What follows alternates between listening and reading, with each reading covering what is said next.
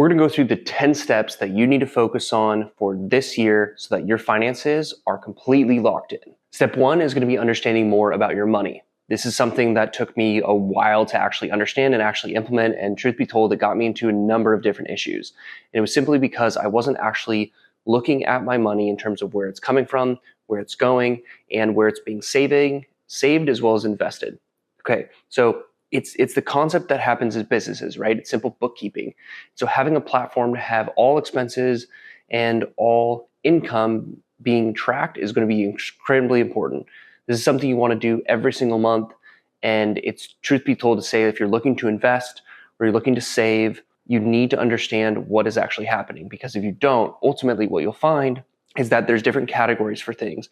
For example, when I started to track alcohol as a specific type of thing, it's kind of like an entertainment sort of piece, I realized that there were some months that were incredibly high, especially going to restaurants. And I would also separate between an actual restaurant that might have had a drink and just pure, like, I was at a bar drinking, right? And so those type of things really helped me regulate to understand. There was a time where I spent $3,000 a month between some of those categories, and I realized like that was just ultimately too much. Now, tracking your finances is not a fun, emotional thing. So I would recommend always having a nice reward anytime you do your finances. The other thing that you're really going to find is that by tracking your finances, you're going to experience a lot of lack. So although the first step is simply to say you need to track and understand it, you also need to have a different mindset around it. Okay, well, how are you going to change a different mindset? Well, it's really to say like that the world is in abundance, right? A seed grows into a flower, which then can bloom into a bush of flowers, right? That's how the just nature works. And so ultimately for yourself, how can you find more income? And that's simply by creating more value. So if you are in a place where you're just like, hey, I'm not making ends meet, things are challenging, things like that, focus on creating more value for other people, for your community, for your place of work, etc., than just necessarily the dollars. Because ultimately, if you're focused on the outcome, you're not going to be as curious. If you're focusing on seeking, being curious, right, as opposed to searching for a set outcome, you're going to be disappointed. You feel like it's going to take too long. You're going to be emotionally, like, really exhausted from the experience. Versus if you're curious, you're always looking to see where and how and who, and that is just the natural state of abundance. It's also the difference between scarcity, where you're thinking hard work equals success, versus when you look at pure abundance, it's to say who, not how, and ultimately, how things could, really unfold. One of my favorite stories about abundance is the idea of being on an airplane. So imagine you were looking to close that big software deal, or maybe get that new job, or some kind of big thing that normally takes maybe 2 to 4 months for it to happen, right? That involves people. If you're maybe hard work equals success, you're applying to jobs, you're grinding, you're focusing, you're really just trying to figure it out and in some ways kind of force it, even though you might need to have it. Maybe you're laid off from a job and you're trying to replace that income. Maybe you want to change that role or change that company because it just is poo, okay? Now, if we think about the idea of sitting on an airplane and ultimately just being curious, what you're going to find is this, is to say anything can happen, right? To share a story, I believe that the most wonderful, incredible, magical experiences in my life have come unexpectedly. Therefore, if we're on a plane and we're maybe talking to the person next to us or, a couple rows back, just these sort of interactions, that person could ultimately be that key, or they know that key that could ultimately help you. Well, why or how are you going to talk to this person? It's really just from a sense of, again, curiosity, right? Being open to receiving to what is coming to you as opposed to forcing what it has to be, right? If you were, say, thinking about socks, I have to have socks. If you received tube socks versus maybe sports socks, well, you were looking for socks, so you actually received what you wanted, right? And so it's also really important as you're thinking about abundance as it relates to finances, recognizing what you're actually aiming for and noticing the difference between need, want, and desire. Imagine if you had the most amazing, incredible job in the world that paid less. Would that be something you took? Would you even be curious to being open to hearing what that understanding is? So as you're exploring the dollars and cents, also recognize there's an emotional and intentional piece around surely just abundance and money that comes from a sense of value and how you're curious and how you show up, that then will eventually translate into the dollars and cents into you, as well as you understanding not only just where it's coming from, but how it's going out, how you're managing it. There's this idea of money is love, right? And so if you are then focused on how it is being treated and loving it, to say, hey, I'm taking care of it, I know where everything's going, I can understand it. And this idea of sheep, almost like herding the sheep, knowing where all they are, and the idea of if there's one lost sheep, would you go and find it? If you aren't going to find that one lost sheep, how do you really expect the rest of the dollars that you have to also be found and stewarded and cared for as well? Okay. Step 3 is going to be focused on creating a budget that works for you. Traditionally, you would have a 50% need, 30% want, and a 20% kind of saving or something of the sort. Just to share, my story and what I've experienced, like I was able to understand like where the trajectory of my income could come into the roles that I was in a W-2 career path. What I found is that I was able to double my W-2 income in the span of 4 years. Now that was because I knew the skills, I knew the industry, I knew how they were kind of hiring and training, and I could, go up that path. And I was well beyond kind of my experience of where I was at in some of those roles. A little bit was also just being in finance technology in software companies. They tended to pay more, although some paid under market. So just knowing some of those nuances, okay? But it's simply to say, don't, just because these rules are, 50%, 30 and 20, doesn't mean you follow them. For example, for the longest time, I actually stayed in places in Austin, Texas, that I was renting out between $800 and $1,000 a month. I had possibly 1 to 3 other roommates at the time, and that really kept my expenses extremely low. Step number 4 is going to be building your emergency fund. Now, traditionally, we hear that it's going to be saving 3 to 6 months of living expenses. But here are the 2 things that no one talks about as it relates to this. First is going to be that you want to have, yes, your living expenses of what you're going to have on a monthly basis.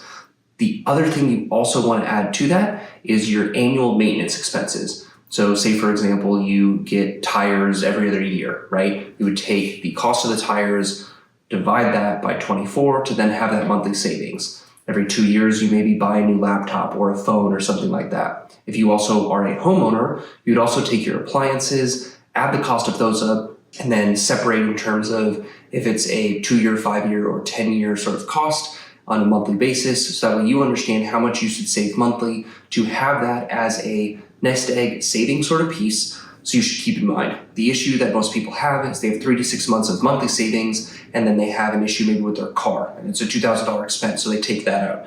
And then they still have these monthly sort of pieces. And the challenge is, if you only have income coming in from your job and you aren't saving for, again, these annual pieces as well as kind of the rainy day sort of aspect, it becomes this muddy thing, especially if you have situations where you just get spontaneously laid off, unfortunately. The other thing specifically is going to be how those funds are saved. So my viewpoint is that you should have the 3 to 6 months in pure stinking cash, okay? That you should also continue to save, invest, and have through your 401k, through your job, another 3 to 6 months minimum in that, right? That you're not going to touch, but it's going to stay there. You should also have another 3 to 6 months in terms of cash, essentially, that's locked up in a whole life insurance policy or some other investment vehicle. Reason being is you want to have these different levers, right? If you have pure cash, something bad happens, you spend it. Okay? You then also have a 401k where you have the option to liquidate it if things get really bad, and you have another piece, as well as another arm that you could pull from a whole life insurance policy that has cash value. There's a number of other benefits with life insurance we won't get into this video. But it's also to say you should have these additional sources of 3 to 6 months saved so that you are advantageous to ensure that no matter what comes your way, you're able to overcome it. Now, the last thing to say in terms of ultimately an emergency fund is that if you only have a W-2 job, you need to consider building some sort of passive income in some way. Now, traditionally, people are going to go towards a real estate route, which I actually don't agree with. And I say that as a former commercial real estate broker and someone who owns property. One thing that people get wrong about their savings is going to be in thinking that a crypto type investment ultimately could also be another lever, and it's not. Okay, so it's another thing to consider is you want these to be semi-liquid, things that you can take advantage of Crypto, being its just pure nature, doesn't have an actual asset tied to it. It ultimately is based on the perception of value. And so I would not recommend that being a consideration of 3 to 6 months that you actually have saved. Now, there's kind of this balance with this next topic of paying off high interest debt. Fundamentally, you shouldn't have it, but if you do, should you be focused on more paying it off or saving? You should always be focused on saving and then focused on paying it off. This is also going to mean that you're going to need to have a period of time where you have ultimately less expenses. So again, having that lower cost in terms of where you live, potentially how you're interacting and entertaining yourself. And the other thing simply is switching to a debit card. Statistically, if you pay with a debit card, you will spend 30% less on average. Although sure, you're getting the points and all these things. And I say this as someone who has a number of different credit cards. I've traveled around the world with credit card points, but that was from investing into business type endeavors. And ultimately those points paid for that and had my finances completely dialed and in order. Now, there's two different types of ways to pay off debt, doing avalanche or snowball. We're not going to cover specifically in this video, but it's important to recognize that ultimately debt is an emotional, challenging thing. And so as you're going through this process, ensure that you have other people encouraging you or potentially in the same sort of situation, because it can get lonely and it can feel extremely defeating. And I say this as someone who has basically gone broke 2 times, at least in my career, when I was a software co-founder, and then also when I changed careers and had a number of different things that came up, which is why I ultimately wanted to make this video to ensure that people really had that experience and that perspective of how you should have the detailed of things and not just have a 3 to 6 month savings and then pay off debt, but having 3 to 6 months, again, these different categories that ultimately you can have in terms of levers if things were to go wrong, especially as you also have this kind of annual maintenance savings as well that you would just not touch. That would be a separate sort of thing that you would not touch. It is not about included in this 3 to 6 months. Step number 7 is going to be start investing. Now, if you've watched this video to this point, you're probably thinking this is going to be the same old type of information you get. And you've recognized that in 1 or 2 of these segments, I've not been on the traditional path. And I think most of this is absolutely malarkey. Now, if we look again at like a 401k type investment, yes, sure, have that be stocks and mutual funds. If we look at our own cash, should we be investing in stocks or mutual funds? I say it depends, but fundamentally what you should really be focused on, again, is reducing expenses, having at least 10% going towards investments. An investment can look like a lot of different ways. What I personally believe is that we become better humans and have more connectedness when we are leaders and employers of other people. So what do I mean by that? As opposed to saying that $1,000 that you're going to constantly put in the stock market to have it grow over a period of time that you could eventually retire at age 65. You and I both probably know you don't want to do that. So what I would recommend is having an idea that you are pursuing in some way. Potentially it's getting a marketing client that you do on the side, doing social media management or something like that you're getting paid $1,000 a month.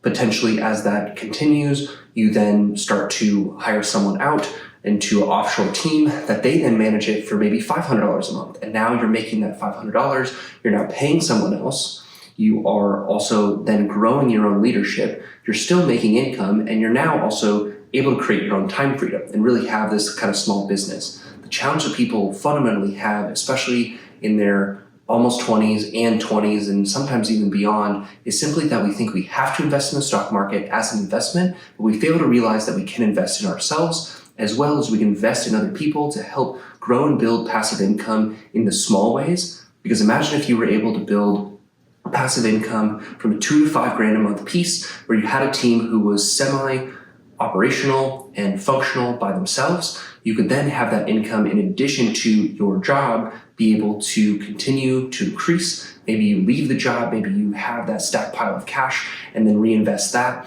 If you only have the income to invest in stocks and you don't do this kind of path and thought of being this sort of business type mindset person, you're only going to have a bunch of money in stocks that you ultimately can't touch till you're 65 if it's going into, say, a Roth IRA or a 401k.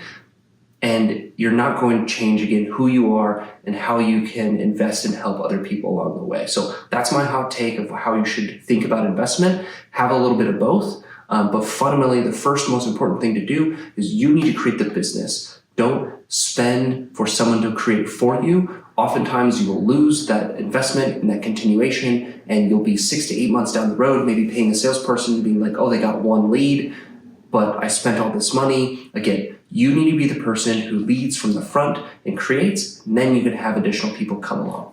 The last and final step is simply to get help if you need it. Now, help could look like a lot of different things.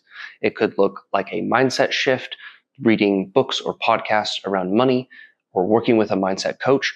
It could also be using software specifically that's going to help you understand your income and your expenses, which is just absolutely mandatory, and I highly recommend.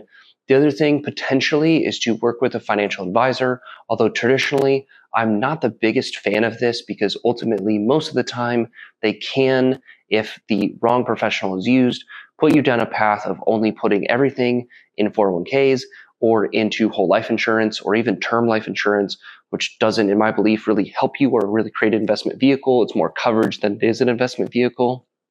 And the issue is that you can maybe go down a path that doesn't actually align with your goals, although it may seem to. What that means is that if you imagine, again, if you didn't invest in yourself in terms of masterminds or coaches or things like that, and you didn't also create kind of that business as well as like kind of hire someone to help support, your life or the business itself, again, you're just going to put everything in those things. You're going to be forced to essentially try to retire at 65. You're not going to become the type of person who can ultimately grow, facilitate, and lead other people around you in this kind of side conquest, as well as even in your job and even in your career. So I'm not the initial person to say, hey, go do this, although they can be a service. Ultimately, if you do use some sort of financial professional, I'd recommend using a financial coach or a debt consolidated coach that's for fee, not necessarily. I wouldn't recommend a financial advisor who's going to take simply an assets under management fee, simply because it's my belief from the research that I've done that everything really stock related is basically under the S&P 500 index fund. And I really don't touch it or think about it or do anything else with it. So anyone as a financial advisor who's telling me, oh, we need to be in this into ETF or this opportunity or mutual fund or what have you, I think is not fully aligned with where I want to be, who I am, the investment knowledge that I have, and ultimately the path I'm going down. So these are the 10 tips that you ultimately need to have for this year to change your financial future. Some of them are a lot more difficult than others, but ultimately I hope you had a good suggestions from this. Let me know where you're at in this journey. What do you have questions on, and what do you want more insight on, so I can help you and we as a community can help you grow your finances this year.